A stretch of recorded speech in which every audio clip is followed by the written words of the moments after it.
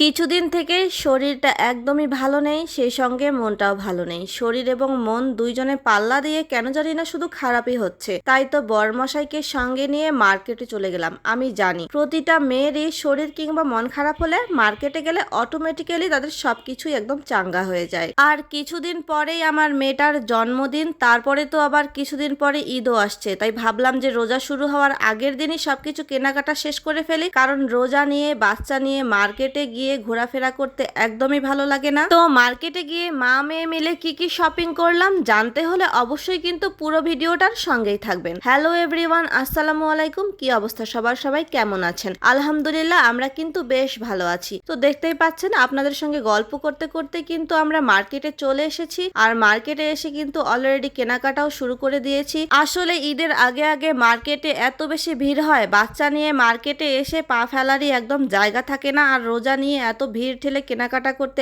একদমই ভালো লাগে না। তো প্রথমেই আমি মার্কেটে এসে স্কিন কেয়ারের কিছু প্রোডাক্ট দেখছিলাম। আসলে মনে হচ্ছে একটু স্কিনের যত্ন নেওয়া উচিত, কারণ সারাটা দিন চুলার পাড়ে থাকতে হয়। স্কিন দিন দিন মনে হচ্ছে যে খারাপ হয়ে যাচ্ছে। তাই এখানে এসে একটা আপুর সঙ্গে পরামর্শ করছিলাম যে স্কিন কেয়ারের ভালো কোনো প্রোডাক্ট আছে কিনা। অনেক দেখাদেখি করলাম কিন্তু শেষ পর্যন্ত কিছুই কিনিনি, কারণ আমি এর আগে অনেক কিছু কিনেছি কিন্তু কোনো কিছুই ব্যবহার করি না, অযথা ফেলে রাখি আর বরের টাকা নষ্ট করি। তো সেখানে অনেক দেখাশোনার পরও কোনো কিছুই কিনলাম না, কারণ বাইরের জিনিস কিনে মুখে লাগাতে কেন জানি না অনেক বেশি ভয় লাগে। মনে হয় যদি স্কিন খারাপ হয়ে যায়। তো তারপর জামা দেখার জন্য অন্য একটা দোকানে আসলাম। তো দেখতে পাচ্ছেন এই দোকানে কিন্তু জামা দেখছিলাম, আরো কয়েকটা দোকানে দেখেছি, তো সেগুলো পছন্দ হচ্ছিল না। তো ফাইনালি এখানে এসে একটা থ্রি পিস কিনেছি, কিন্তু বাসায় আসার পর সেই থ্রি পিসটা আমার আর ভালো লাগছে না। আসলে আমার এই সমস্যাটা কিন্তু প্রায় সময়ে হয়, মার্কেটে গিয়ে কোনো কিছু কেনার পর বাসায় এসে সেই জিনিসটা আমার আর ভালো লাগে না। বরের কাছে সবসময় ঘ্যানর ঘ্যানর করতেই থাকি যে এইটা আমাকে চেঞ্জ করে এনে দাও, আমার ভালো লাগছে না। কিন্তু বরমশাই কিছুতেই পাল্টে এনে দেয় না। আসলে পুরুষ মানুষরা এরকমই হয়, কোনো একটা জিনিস কেনার পর সেটা আর সহজে চেঞ্জ করতে চায় না। আর আমার এটা কিন্তু খুবই একটা বাজে অভ্যাস। আর কার কার আমার মতো হয়, কিছু কেনার পর বাসায় এসে সেটা আর পছন্দ হয় না, একটু কমেন্ট করে জানাবেন। তো ফাইনালি দেখতেই পাচ্ছেন কেনাকাটা শেষ করে কিন্তু বাসায় এসে পড়েছি।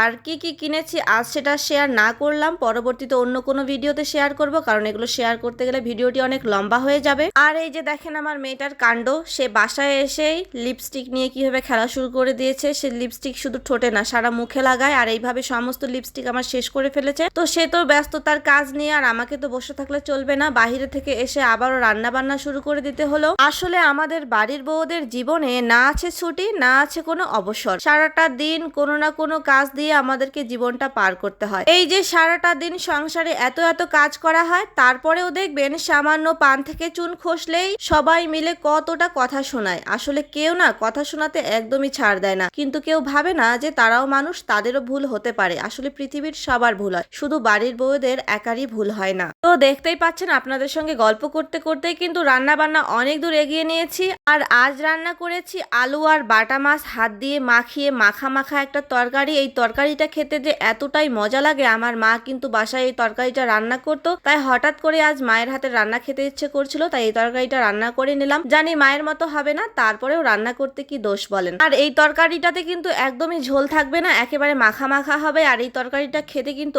অসম্ভব টেস্টি হয়। আর রান্না করেছি হচ্ছে শিং মাছের ভুনা, আর শিং মাছের ভুনা খেতে কিন্তু আমার ভীষণই ভালো লাগে। তো দেখতেই পাচ্ছেন আপনাদের সঙ্গে গল্প করতে করতে কিন্তু রান্না বান্নাটাও আমার কমপ্লিট হয়ে গেছে। তো আজকের ভিডিওটি এ পর্যন্তই। আল্লাহ হাফেজ।